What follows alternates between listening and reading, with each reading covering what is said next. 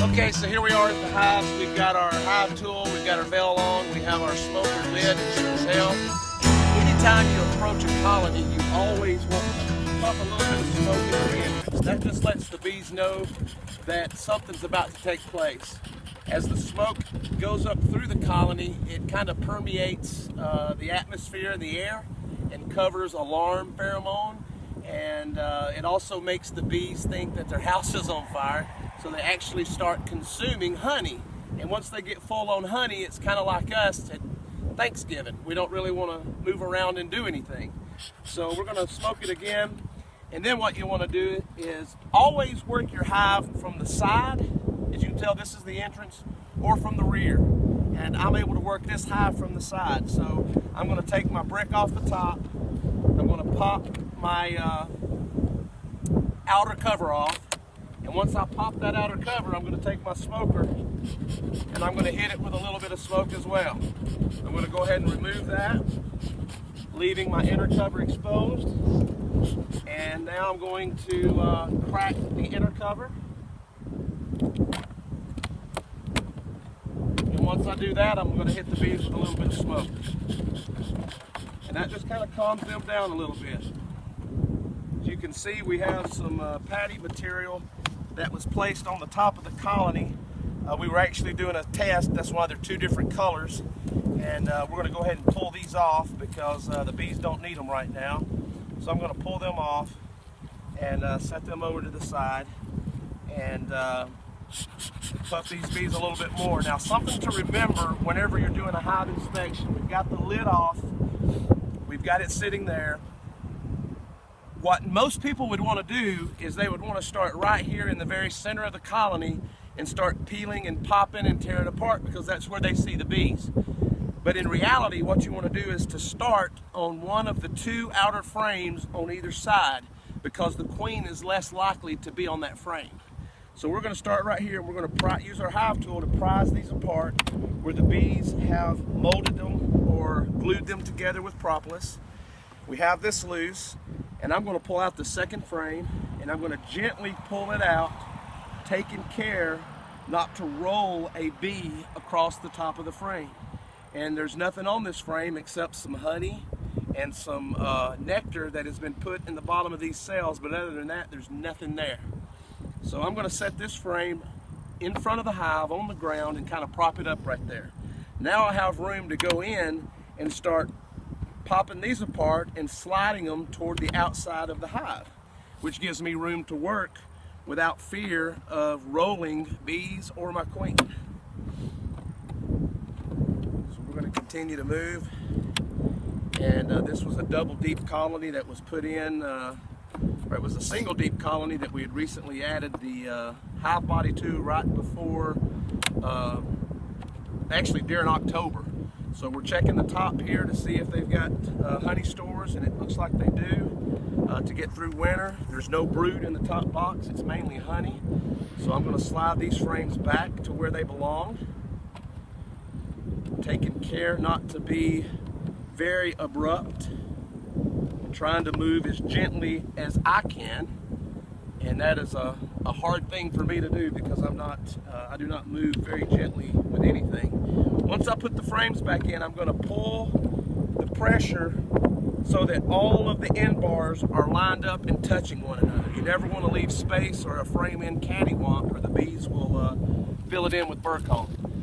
So now we are going to go into the bottom box to see what's taking place down there where the queen should be and where the brood is. Most people want to come right here to the front of the hive, into the corner, and bam! Smash their hive tool in there to separate the boxes. But if you do that, this little lip here is not as thick as the rest of the box. Eventually, you're going to tear up your box. So what you want to do is come about 1 inch from the side, which would be about right here, and install your hive tool, which I'm going to do on this side and you won't be able to see it. So I install my hive tool and that gives me the full 3/4 inch platform to manipulate my bees with, or my box with. So now that I've taken my box loose, I'm going to gently pick it up and slide it and set it nose down so that I can see the bottom bars. Now the reason I do this, a lot of people like to take it and set it flat down in their cover. But the reason we do this, especially in the springtime, is bees like to build burr comb right here. And this gives me the opportunity to immediately run down both sides of the frames and scrape off all the burr comb and anything like that. It also prevents me from squishing my queen or any bees. So the same thing is true down here. We're going to go ahead and start on the outside box, and as you can tell, the cluster is over here. So we're not going to have to, this hive is kind of weak. We're going to pull out this frame.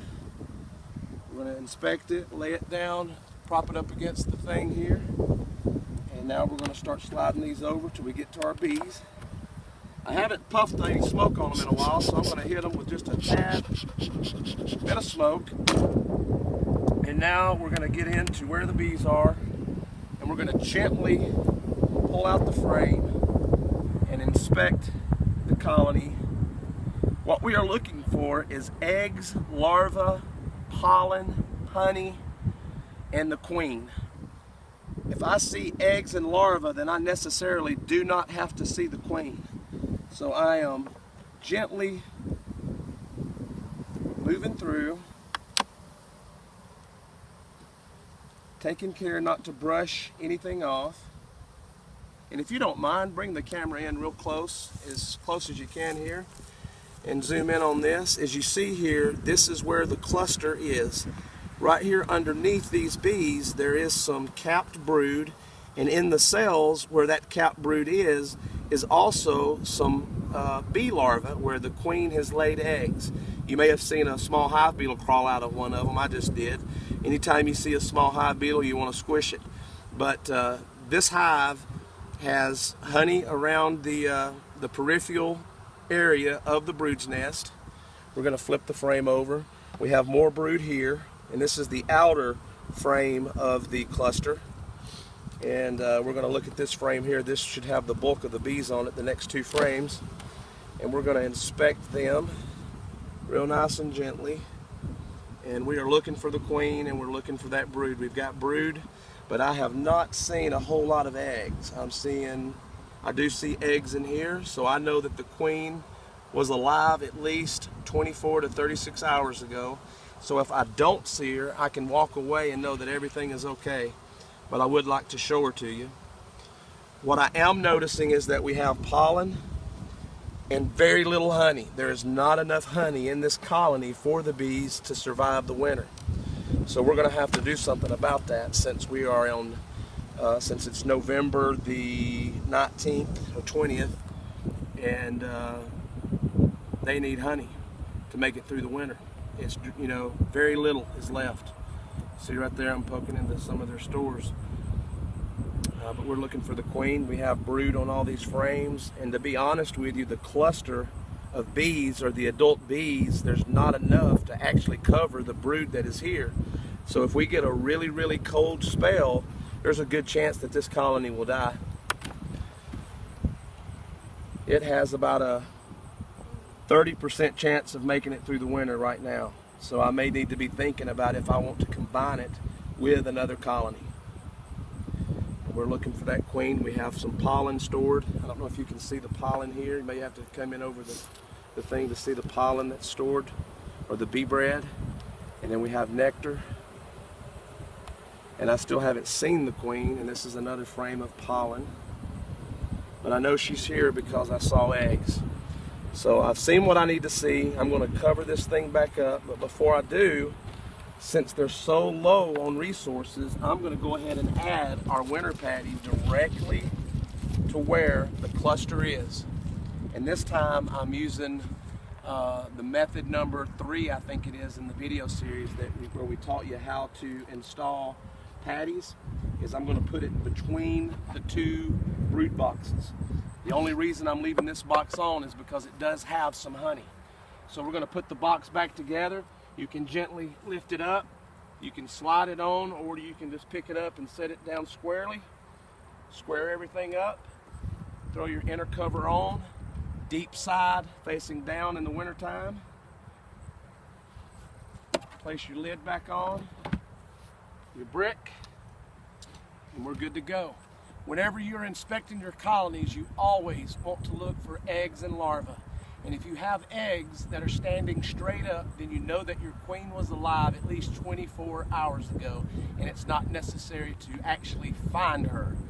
So do keep that in mind when the hive is at its peak level of 80 to 90,000 bees. It's literally like looking for a needle in a haystack. Thank you very much, and we'll catch you next time.